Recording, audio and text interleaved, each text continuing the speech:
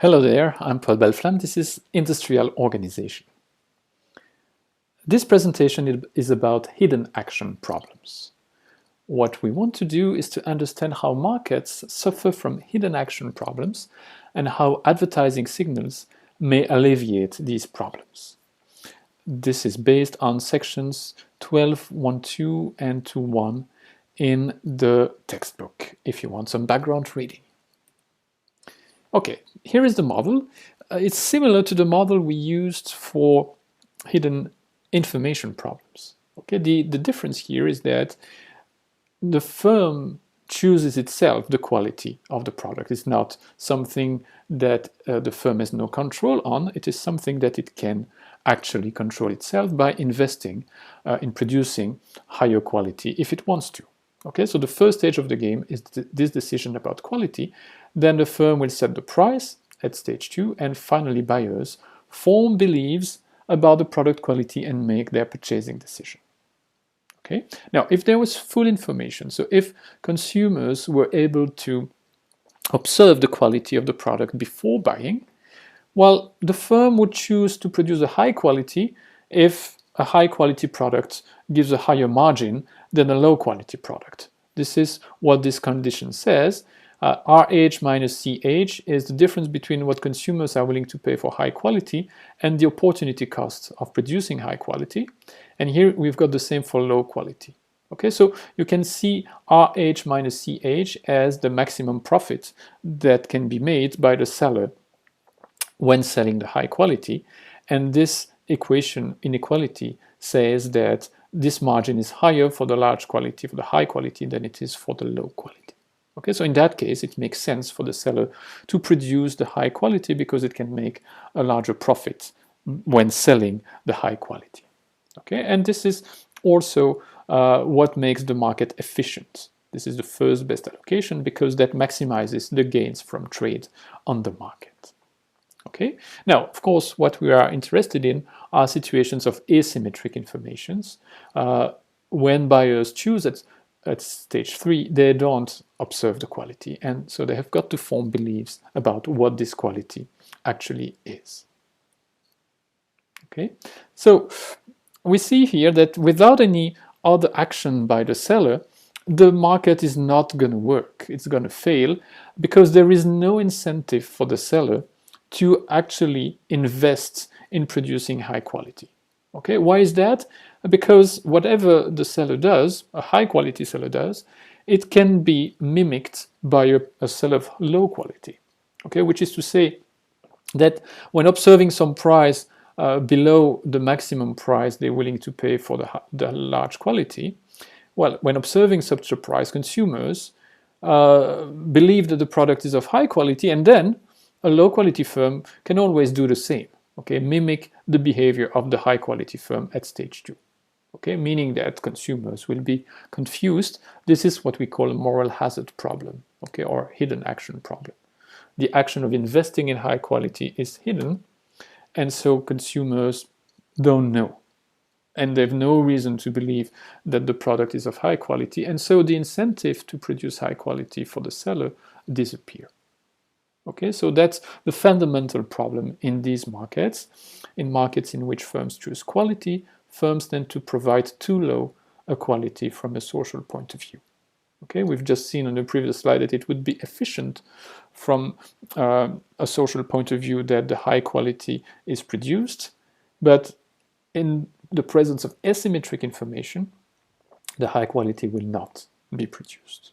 Unless, and this is what we want to analyze, unless the seller has other actions that it can choose in order to try and convince consumers that its product is of high quality. Okay, and we are going to concentrate on one potential action, which we call a signal, and this signal is going to come from advertising expenditures.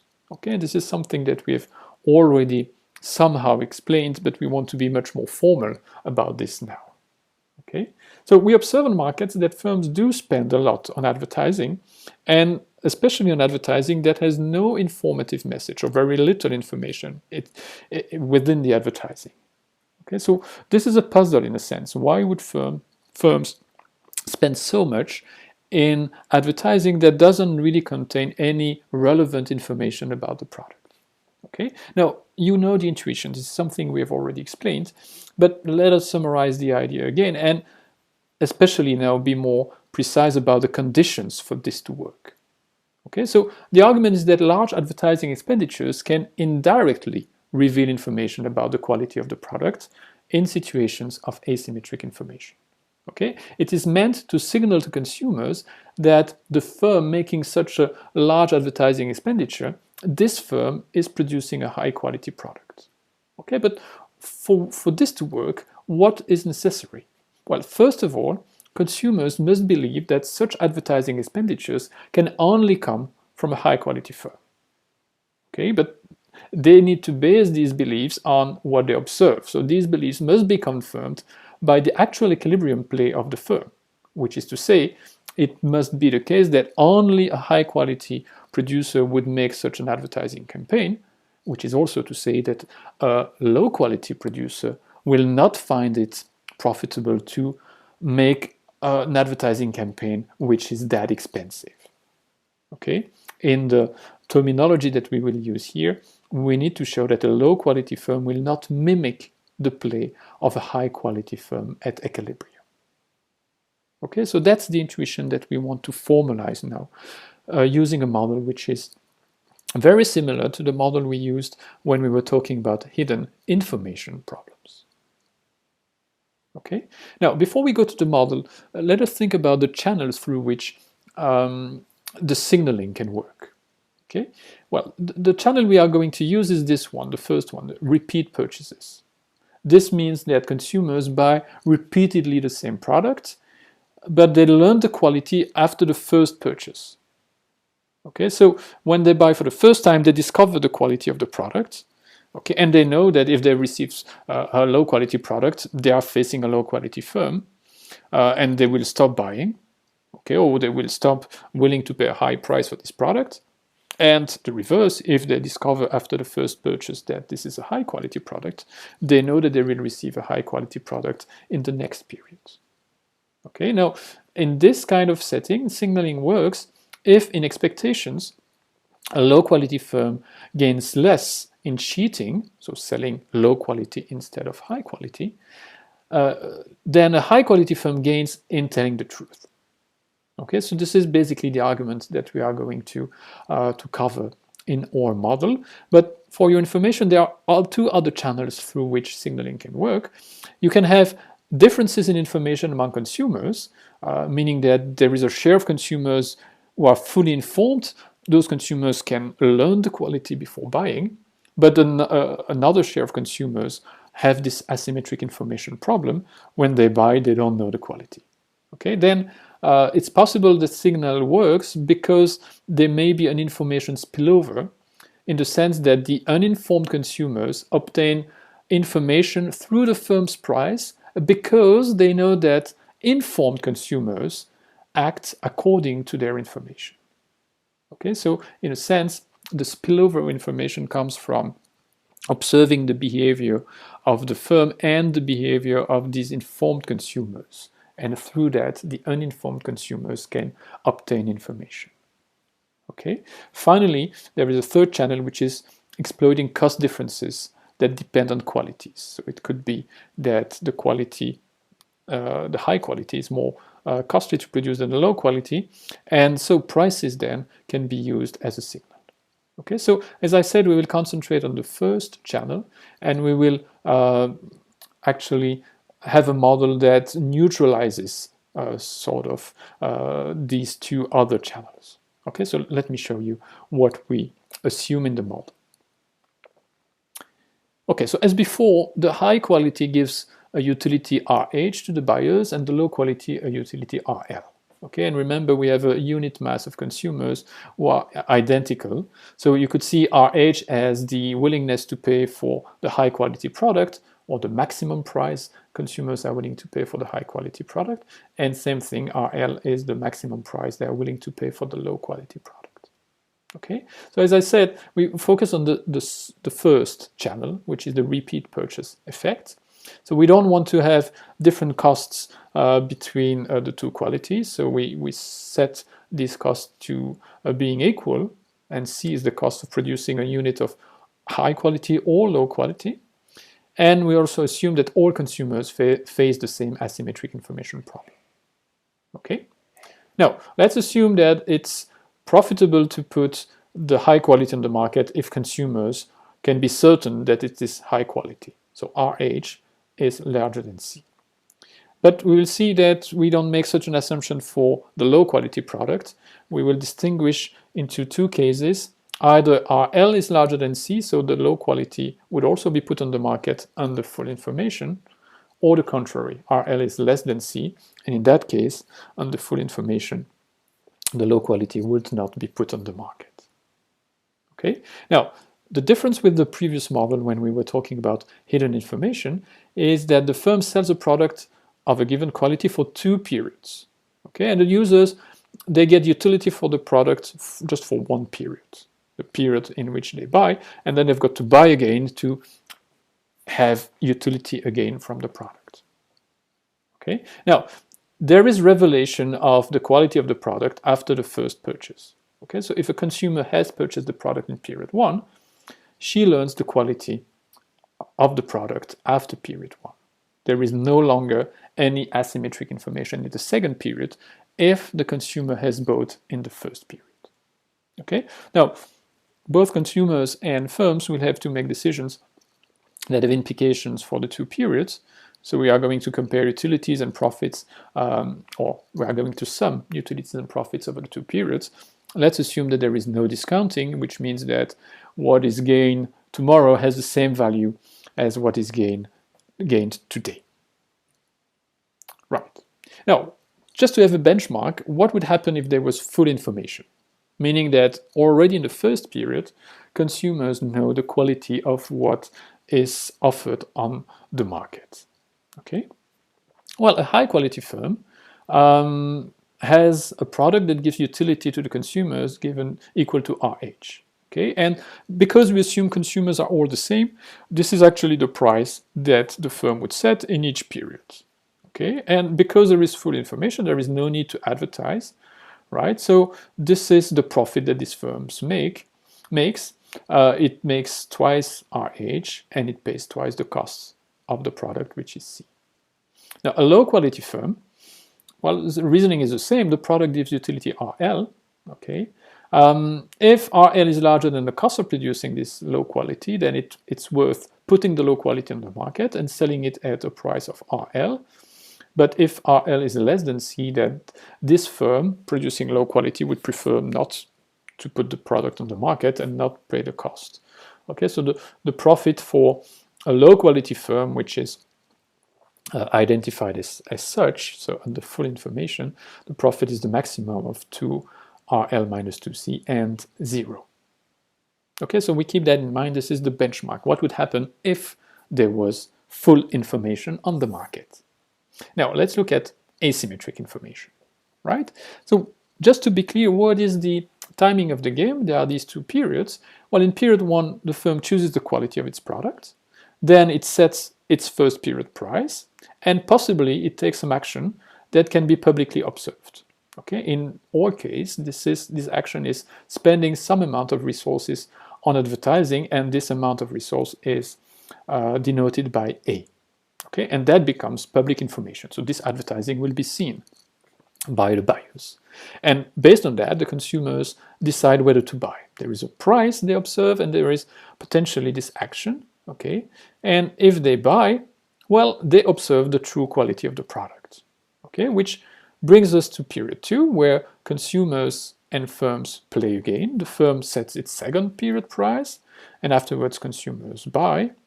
And everything stops after period 2, so there is no reason to make any advertising there. So clearly, no firm will make any spending in advertising in period 2. Okay? Right. Now, what is the equilibrium concept? Well, as we did for the problems of hidden information, we need to extend or refine the Nash equilibrium concept, and we use the refinement called perfect Bayesian Nash equilibrium. And just to remember what it means that a choice of strategies, a strategy profile, and a belief system must be such that the strategies are sequentially rational, given the belief system, and the belief system is consistent wherever possible, given the strategy profile. Okay, and in this specific case, we restrict attention to belief systems in which only the advertising level, but not the price, can affect beliefs. Okay, so this is a technical note. I don't want to detail further, but just remember this kind of twofold consistency that we impose now. Consumers have asymmetric information. They don't know the quality, so they've got to form beliefs. And we want these beliefs to be consistent with what the firm decides in terms of quality and in terms of price. But at the same time, we want the decisions of the firm to be consistent with what the consumers believe. Okay? Now, we want to focus on what is called separating equilibria. Okay? So we want that at equilibrium, a firm that decides to produce high quality makes a different decision in terms of advertising than a firm that has decided to produce low quality. Okay, so the equilibrium will be determined by actions. A, this is the spending in advertising, P1 and P2, the prices in period 1 and in period 2, that depend on the type of the firm, whether it chooses to produce high quality or low quality, and depending on the belief system. Okay, so we denote by mu of A what the consumers believe after observing a certain spending in advertising. Okay, and it's a separating equilibrium if the high quality firm has no incentive to mimic low quality, or the reverse. Okay, so the firm choosing high quality makes a different decision than the firm choosing low quality, and this is actually the best decision they can make. So they don't want to pretend being not what they are. Okay? So let's try to construct such a separating equilibrium, and we start with the case where the low quality is profitable. So the cost of producing a low quality product is below the maximum price that consumers are willing to pay if they know that this is low quality. Okay? Now, the type of separating equilibrium we have in mind is actually the fact that the high quality firm would advertise and the low quality firm does not. Okay, remember, this is a condition for advertising to be a signal. Consumers must believe that only a high quality firm will actually advertise, but we need to see under which conditions this is something which is rational to believe for the consumers. Okay, so we know this mu of A is equal to 1. This is to say that consumers believe that the firm is high quality, this is 1, if they observe advertising. Okay, well, this is not important, this notation. What is more important is the combination of these two incentive constraints. Okay, so what does it mean? It means that we need to make sure that a high quality firm prefers to behave as a high quality firm, and so to advertise, and at the same time that a low quality firm prefers to behave as a low quality one, which in this case means not to advertise. Okay, so let's look at the two conditions in turn. Take a high quality firm. We need to see whether the profit it obtains by behaving as a high quality firm is larger than the profit it would obtain if it was behaving as a low quality one. Okay, so this is what this inequality means. So let us make sure we understand what are the profits in the two instances. So on the left hand side, we have the profit in period 1 plus the profit in period 2 that the firm obtains if it behaves as a high quality firm. Okay, so if it does, well, it sells a high quality product in period 1, okay, at a price RH. It has to pay the cost of producing the product, and it decides to advertise. So this is the spending in advertising that decreases its profit in period 1. Then in period 2, well, the consumers have learned that the product was of high quality. They're still willing then to pay the price RH, and it still costs C to produce this product. Okay. Now, if instead the high quality firm was pretending to be a low quality one. Okay, well, in that case, it would not advertise. Okay, and by not advertising, it would be taken as a low quality firm, meaning that the consumers would be willing to pay just RL. Okay, but the firm is a high quality one actually, and so after consuming in the first period, the consumers would realize that they obtained a high quality product, meaning that in period 2 they're willing to pay the large price RH, and in both cases, of course, it costs C to produce the product. Okay, so if you isolate A in this inequality, this whole inequality is true as long as A is less than the difference between RH and RL. Okay, I'll let you check this to make sure that this is correct. Okay, so basically it says that if the spending in advertising is not too expensive, so it's less than RH minus RL, then it's actually the best thing to do for high quality firm to advertise and be perceived as a high quality firm by the consumers. Okay, now the low quality firm is supposed not to advertise. Okay, and it must be also its preferred course of action. Okay, so we do exactly the same reasoning. If the low quality firm is not advertising, as it should be, well, it's perceived as a low quality firm in the first period, and as it does produce low quality, it's also selling at a price of RL in the second period, and it's producing the product in both periods, so it's losing the cost C in both periods. Now, if it was mimicking the behavior of a high quality firm, so if it was spending this expenditure in advertising A, then it would be perceived as a high quality firm, and that would allow the firm to sell at RH in the first period. But fooling the consumers somehow would last only one period, because after the first period, the the buyers know that it's a low quality firm, and so they're willing to pay RL. Okay. Now, what would convince the low quality firm to behave as it is supposed to be? Well, this inequality must hold, which is equivalent to say that H should be larger than RH minus RL. Okay, so it's not too tempting for the low quality firm to pretend to be a high quality one if the cost of advertising is sufficiently large. Okay, now if you look at these two incentive constraints, you immediately realize that it's impossible for both of them to hold at the same time. It's either this or that. Okay, either the spending in advertising is not too expensive to convince the high quality firm to prefer to advertise, but if this is so, then it's also the case that the low quality firm would prefer to advertise. Okay, so in a nutshell, advertising here does not constitute a viable signal.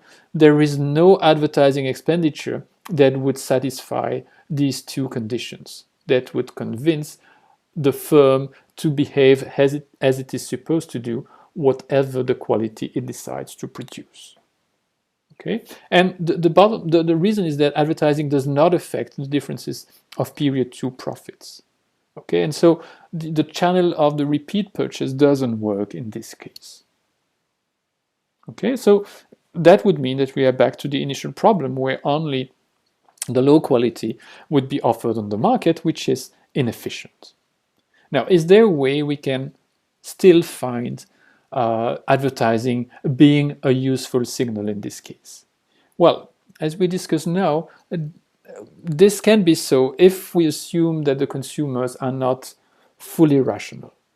Okay, because in the previous example, we assumed in a rational way that consumers who were deceived by a low quality firm in period 1 were still willing to buy at the price RL in period 2. Okay, so in a sense, the consumers, the beliefs or the behavior of the consumers that we were assuming was a very kind behavior. Okay, the consumers, after observing that they received a low quality product, although they believed it was a high quality product because they had observed advertising, well, it's clear that they know in the second period that it is a low quality product, but it's also as if they were forgiving the firm of having fooled them in the first period because they are still willing to buy from that firm.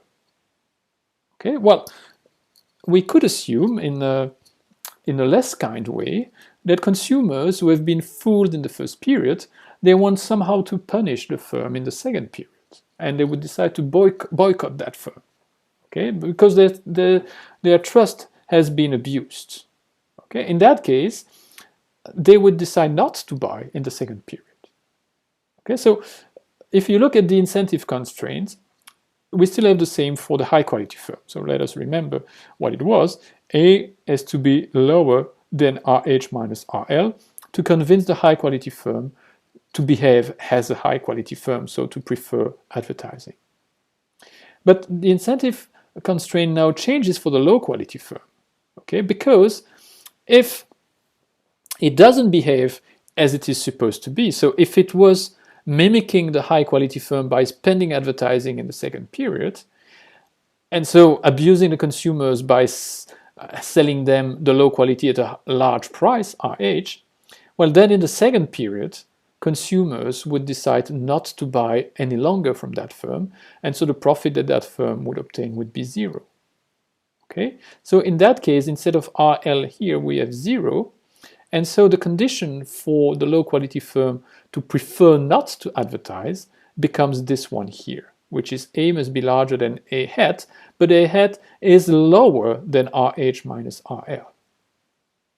Okay, now that means that there are values of A, there are spending and advertising that are between these two values. So if they are larger than A hat, it means that advertising is too expensive for a low quality firm. But because it's below RH minus RL, it's not too expensive for a high quality firm. Okay, so an expenditure that is between these two boundaries can become a signal. Okay, because it's an advertising that is sufficiently expensive, but not too expensive, to convince both a high quality seller to do advertising and at the same time to convince the low quality seller not to make this advertising. Okay, and so the consumers, if they observe advertising, they are right to believe that this comes from a high quality firm, and because of these beliefs, it also makes sense for only a high quality firm to decide to spend so much in advertising. Okay, so we've got a perfect Bayesian-Nash equilibrium which is separating, and that solves the asymmetric information problem. Right? Right, to be exhaustive, let us look at the second case where the low quality is not profitable. So the cost of production would be larger than the maximum price that consumers are willing to pay for a low quality product. Okay, so if we have a separating equilibrium, this is what we are looking for, a low quality firm will not be active, okay, because it doesn't want to make losses, right? So the equilibrium profits, remember if you go back a few slides, this is the profit for a high quality firm. It sells at RH in both periods, it incurs the cost C in both periods, and to be distinguished from a low quality firm, it would spend the advertising cost of A. Okay, whereas a low quality firm just doesn't participate to the market and keeps a profit of zero. Okay, now if we re-express the incentive constraints, for a low quality firm, it should prefer to stay out of the market than pretending to be a high quality firm. Okay, so if it pretends to be a high quality firm by spending A in advertising, it would sell in the first period at a price of RH, but then would be discovered as a low quality firm and would decide not to sell in the second period. Okay, so for this to be true, for the low quality firm not to mimic a high quality firm, the spending A should be larger than A tilde, which is in this case RH minus C. Now, what happens for the high quality firm? It's a bit more complex here, because remember, consumers discover the quality of the products if they buy the product in the first period. Okay, so if there is nothing to be bought in the first period, when they arrive in the second period, the asymmetric information is not resolved. They still don't know what is on sale on the market. Okay, so that matters here because the deviation profit, so what the high quality firm would obtain if it was behaving as a low quality firm, this deviation profit depends on the fact that the product has been sold or not in the first period. Okay, so if the price is larger than RL, nobody would buy, and so nobody knows what the quality of the product is in the second period, and so the deviation profit would be equal to 0. But if P is less than RL, then consumers buy in the first period, and the deviation profit, so what the high quality firm would obtain when not advertising, and so being perceived as a low quality firm, this deviation profit would be RL, profit in the first period, plus RH minus 2C. Okay, and so signaling is viable if this condition here is satisfied, which combines the incentive constraint for the low quality firm and the incentive constraint for the high quality firm. I'm not detailing this. If you're interested, look at the textbook, but it's just to say here that there is an extra potential for signaling when the low quality is not profitable. Okay, so let us summarize what we have obtained so far. Advertising and other strategies in which a firm publicly burns money can be a credible means for a firm to communicate to consumers that it is of high quality. In particular, such a strategy can be successful if a repeat purchase effect is present. Thank you for your attention. That's it for this presentation.